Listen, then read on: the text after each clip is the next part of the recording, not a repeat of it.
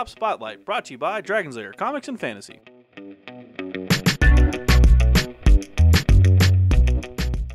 Hey everyone, I'm AdamHarry from Bell Lost Souls Tabletop News with Evan from Dragon's Lair Comics and Fantasy. We're back with another Tabletop Spotlight. Evan brought Codex Blood Angels. Yes, it's time for the Blood Angels to get their own codex. Yes! I haven't personally looked through it. Exciting things. I have. So here at Bowls, we've had it for a little bit longer than you guys have. I've seen some. Yeah, I've got to play around with it. Yeah. Matter of fact, my Blood Angels are actually right over there. Very right. Great. There's a lot of right over there. Yeah, I like it. Good. There's some good stuff in here. There's some exciting things in here. Yeah. It's good stuff. It's good stuff. All right. Well, let's stop saying it's good and open it up then. Let's dive into Codex Blood Angels. Here is Codex Blood Angels. Yes. I'm pretty excited about this one. It's a ton of stuff in here. Real fast. There are, let me see if I remember this, 6 tactical objectives, 6 warlord traits, 6 psychic powers total. I think 25 stratagems. Man, we'll double check. Got a good memory. Warlord traits, psychic powers, tactical. Well, those are all easy. Yeah. Relics. There's 6 relics. There's one. There's a couple new. There's one new model. There's one new unit in the book. And I think that's all of it. It is a hardback, and I can't remember 136 pages. Let's double check. See if I remember. 144. Sorry. So there you go. Those are hard facts on the book. Yes. Let's go through it real quick. Let's go through it. All right. That's the Battle of Baal. You remember the Blood Angels of Tyranids? Nerd. Which, yeah, I'm a big both armies. So yeah, that's actually really cool. here's the table of contents real quick. This is gonna go. It's just like all the other codexes we've seen. So you're gonna have a quick introduction with some backstory. It's gonna show off all of the different units and their little page blurb. Page and a half blurb. Yeah. Page and a half blurb. Then you're going to see the heraldry, which is the paint section of the different color schemes, which is Blood Angels, so it's kind of a short one. And then we're going to get to see the pictures of the models. And then after all that, we're going to get into the data sheets, which is what everybody wants to see. And then, of course, special rules and things like that. So I'm just going to move pretty quick through this book. It's packed full of awesome artwork. Again, the Angelic Host. It's going to go through kind of their backstory. Origins of Blood Angels. It's going to talk about from the Horus Heresy forward. Couple of cool things in this book too. All right, what are the cool things? Oh yeah. This book does actually advance the storyline for the Blood Angels. Okay, that's cool. We kind of ended right after the Battle of Baal, that system where I think it was Leviathan came in, invaded the system. The Tyranids were about to eat everything and kill Dante, and he had called in a bunch of the successor chapters to help defend it. They were losing. Oh yeah. The warp storm, the big citrus malediction thing happened. The giant warp scar happened across the galaxy. They were all hiding in their bunkers, ready to fight the Tyranids. Bright flash of light. Next thing you know, they see Guilliman and the Space Marine fleet of the the Primaris Crusade shows up at their doorstep, ready to fight and save the day. Except all of the Tyranids in the system are gone. And what they find is skulls of Tyranids stacked up in piles, dedicated to the god of to the chaos god Khorne. And basically, it was a big note from the Bloodthirster. I forget his name off the top of my head, but he's basically saying, "Hey, the Blood Angels are not the Tyranids to kill; they're mine to kill." So basically, Khorne saves Blood Angels. Interesting. That's really cool. That's where we ended at the end of Gathering Storm. Yeah. This pushes it forward, say like 50 years or so. What's the new events that happening? One of the things that Dante did, because he was running out of men, is he basically initiated a crap ton of people into the Blood Angels, a crap ton of new warriors, and said, if you guys survive, I'm giving you a bolter. If you guys survive, we're going to induct you into the Blood Angels. Damn. Yeah, so if you look down here at the 10th Company, and we'll zoom in on this one because it's kind of hard to read from there. If you look at the 10th Company, it's a scout company, right? You've got 2 lieutenants. You've got the Captain Borgio, Master of Recruits, 2 lieutenants, scout squads, and then 457 unassigned neophytes. Wow. A chapter of Marines is 1,000 Marines. The Blood Angels are now one of the biggest chapters. But a lot of them is like, you know. Well, untrained. they're untrained neophytes, but like the Blood Angels have a crap load more people now. So I thought that was really cool because it advanced the story. There's the vehicle markings, which is super cool. There's the different successor chapters, by the way. The only chapters that didn't come to the aid were the Lamenters, because they're crybabies. That's right, I said it. I really like these Lamenters, actually, but whatever. They have the cool Chronicle of the Blood Angels, which kind of goes through the story. And they leave you off with this really ominous note right here, which is the Corvan incident. It talks about the Primaris Marines. When Geeman shows up with their Primaris Marines to give them to the Blood Angels, the Primaris technology, Corbulo and the other apothecaries are really interested to see what happens with these guys. How do they react with the Flaw, the Black Rage, and the Red Thirst? And I'm not going to get into all that. Sure. Needless to say, they didn't show any signs of being subject to the Black Rage. So there's probably not going to be... There aren't any Primaris Marines inducted in the Death Company. However, down here at the last paragraph, although victory is eventually secured, the violence unleashed by several of the Primaris brothers to achieve it is extreme, with traitors torn limb from them. They're fighting Alpha Legion. Traitors torn limb from them. No official censure is applied to the Battle Brothers in question, but Corbulo seeks audience with Dante shortly afterward. His deep disquiet is evident. Something weird happened. These Primaris Marines are super violent when it comes to fighting traitors. Yeah. There's possibility that Guilliman and Call maybe doctored the gene seed of the Blood Angels, and that could have repercussions. Interesting. But how the Primaris Marines get folded into the Blood Angels is kind of the next big question, and what's going to happen with that. I'm super excited about it. That's why I'm showing it off and pointing it out right now. So I thought it was cool. Next up, we get all of the different characters from Dante, Mephiston, Corbulo, Librarians, Chaplains, Death Company, Lamartis, super awesome stuff. Death Company, yeah. Gabriel Seth is still around. He's awesome too. You get the idea. You got the nice big fluff sections. Even Tycho, who keeps dying and coming back. Apparently. Dreadnoughts. So you get the idea. Then we get the paint section. Okay. Yeah. Which is going to go like all the middle miniatures. This is the only new model for the Blood Angels range. Okay. There is new Primaris packs that have a Blood Angels upgrade pack for the Primaris. So a new model and new upgrades. New upgrades, right? Yeah. So it's a new upgrade spree that's going to come. But basically, there's no new models other than this one right here, the Primaris Lieutenant. Okay. There is a new unit which we're going to skip to. Again, basically the same stuff here that you've come to expect. The new unit is the Novitiate. Let me skip to him. Here he is. Sanguinary Novitiate. This is a new unit. It's kind of like a mini apothecary, kind of.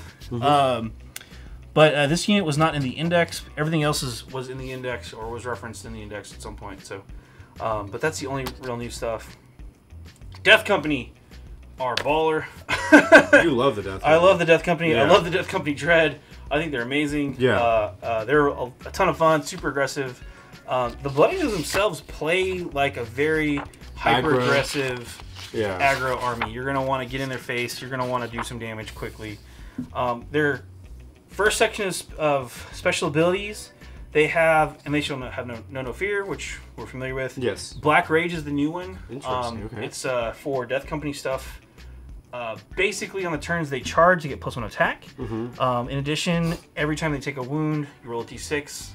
On a 6, the wound is ignored and has no effect. Oh, that's cool. So they have a 6-up Film of Pain, 4 units with Black Rage. That's going to count your Death Company, your Death Company Dread. You can give it to a character with a stratagem, but that's later.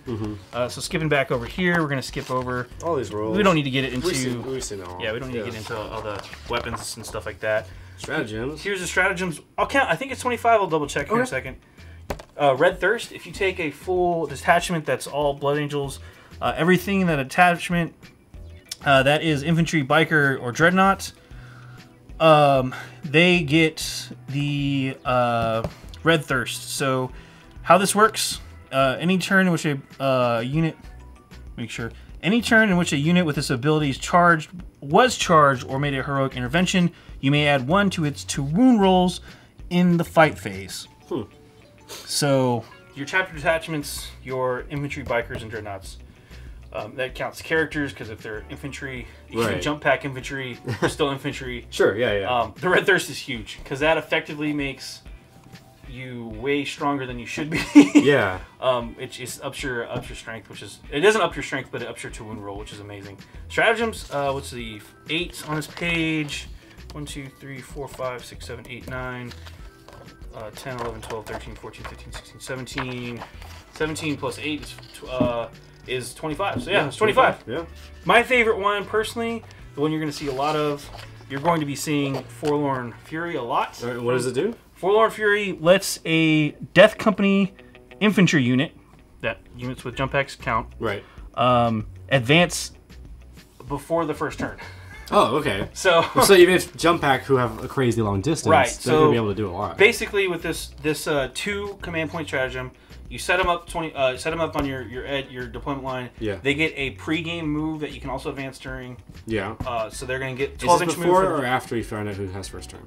This happens. I'll just read it. Use this stratagem at the start of the first battle round, but before the first turn has begun. You can immediately move one of your Death Company infantry units, and can even advance as if it were your movement phase. You can only use this stratagem once. Yeah. So it can be it's before or it's after you find out who is first turn. So it's you right roll before to the see who goes battle. first. It's before the first turn actually starts, so you don't have to use it. Yeah, you don't. But you can be like, oh, well. But if you do have first turn, that's great. Yeah. Yeah, if you do have first turn, that's a 12-inch move plus your advance. Yeah. Which is up to a d6. So your minimum move is 13 inches. Then if you have first turn, that's another 12-inch move, and then you can assault afterwards, 2d6. Pretty much guaranteeing a first turn charge, which is kind of amazing. There's other ways around it. For some reason that you didn't get first turn, you can do stuff like keep them in deep strike and just do Descent of Angels. Okay. Which allows them to when they charge the turn they come in, so they have to deep strike in. Right. It has a Blood Angels jump pack unit. Gets 3d6 to determine their charge distance instead of 2d6, which is amazing. Upon Wings of Fire. Use this in the movement phase before moving a Blood Angels unit from your army. Remove the unit from the battlefield and set it up at the end of the phase anywhere on the battlefield that is more than 9 inches away from the enemy models. So this actually combos really well with the Descent of Angels. Yeah, for sure. So let's say good synergy. Yeah, let's say you didn't get first turn, but your Blood Angels guys are on the board. You just do Upon Wings of Fire, pull your Death Company off the board, redeploy them, do the Descent of Angels, and then move. A lot of command points, but it's something you can do for sure. Yeah, Blood Angels are one of those armies that you're going to drop. You're going to spend command points right off super the bat, quick. Yeah. We won't have to go over all the warlord traits or relics. Varus Vitae will help out with your command point problem, because every time you spend a command point, whenever you use a stratagem on a 5+, you gain a command point. Oh. That's a way to get them back. That's great. There's really good ones here. Artisan of War is probably my favorite. You add one damage to the damage characteristic of one weapon carried by your warlord, which is super nice. The Angel's Wings, another really cool relic. This one is a jump pack. Give it to a character. That character cannot be overwatched when they charged. Oh, wow. And they get to reroll the charge distance if they fail. That's so it's pretty nice. Yeah. And then one more page over, we're going to take a look real fast at the Sanguinary Disciplines. They got 3 new ones from the index, but they actually all got reworked from the index. So they're basically 6 new ones, but however you want to look at that. The quickening is really great. It's adds 3 to your advance and charge rolls for your Psyker, and that lasts until your next Psychic phase. So that goes through your next movement phase, which is kind of nice. That's nice, yeah. You also gain D3 additional attacks, which is super saucy. Wings of Sanguinius just gives you during the Psychic phase, you can move your Psyker 12 inches like they have a jump pack. Oh wow, which that's is awesome. Really nice, because now he can keep up with he can keep up with your Death Company that just moved. So there's a lot of ways. There's a lot of movement shenanigans here. This is a 5 of Invuln for Shield of Sanguinius. Unleashed Rage is +1 attack to a unit that you cast it on. Blood Lance is just like a straight line laser beam that does a bunch of damage. It's a mortal wound on a 5+ to each model underneath. Oh wow, that's cool. Blood Boil is weird. We won't get into that. And then tactical objectives, and then points values and stuff like that. Great. That's it's a fantastic Codex. I'm excited about it. I don't know if you can tell. Well, you're a Blood Angels player, so you know why not. Yeah, I mean, I actually play both Blood Angels and Nids a lot, and I'm pretty excited about this. So, we'll have to get a game in. Yeah, absolutely. But first, let's do a quick recap. All right. That was Codex Blood Angels. Some cool stuff in there, yeah. It's got some good stuff, right? The Primaris are pretty tough. The Red Thirst, what is that squad? The old black squad? The Death Company? Death Company. Yeah, I don't want to see that against me. That's what I was Are you excited to face off against the first turn charge? No, I'm really not. Yeah, you got a plan to come up with that yet? Coming out. I'm gonna hunker down my Castellans. Yeah. Surround them with allies, and then hope that they don't kill my Castellans before I can shoot. Yep, you just gotta, the thing about it is, it is scary. I'm not trying to downplay, because with the right strategy, you can actually have 2 Death Company assault you turn 1 if you do it right. The big thing to remember about playing against Blood Angels, and this is coming from a Blood Angels player, is yeah, that first turn is going to hurt, but if you can somehow manage to weather through that first turn, which is doable, they're still just Marines. Yeah, for sure. So they still have a 3-up save. Yeah, Death Company have the Feel No Pain style 6-up save from Black Rage, but they're still just Marines. But even Marines are still good. Absolutely, I'm not saying they're not bad, or they're not going to be like they're going to shake things up. But like if you can kill 15 or 30 Marines in a turn with your army, you're going to be fine. Oh yeah, you're going to be okay. They're not impossible. I actually feel like the Blood Angels, it's a good codex. It's a solid codex. It's not like way overpowered or way underpowered. I think it's really solid, right in the middle, maybe even slightly above average. But it's not good. It's not gonna. They're a threat. They're not going to be impossible to deal with, which I think is good. I think that's where codexes need to be, personally. So, anyway. Great. It's good stuff. Let's crunch the numbers on this one real fast. Almost forgot. Obviously, for Warhammer 40K yes. from Games Workshop, what's the price point on this one? $40, just like every other codex. Same price as all the other codexes. Go check it out. It's out right now. Yeah. Yeah. I'm AdamHarry from Bowls. I'm Evan from Dragon's Lair Comics. And this has been another Tabletop Spotlight. Thanks again for watching. Tabletop Spotlight, brought to you by Dragon's Lair Comics and Fantasy. Thanks for watching.